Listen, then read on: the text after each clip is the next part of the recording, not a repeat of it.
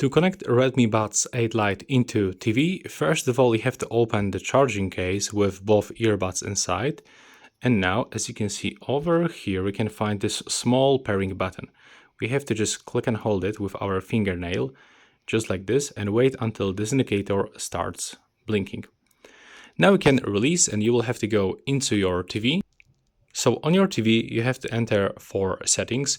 In my case, it looks like that I have to open the sound settings, but sometimes you have to go for connections. So it actually depends.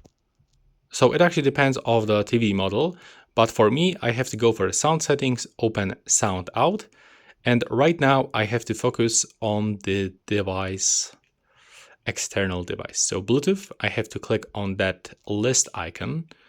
So now I will be redirected into the available devices list, and we are looking for Redmi Buds 8 Lite. So we have to wait until they appears on available devices list.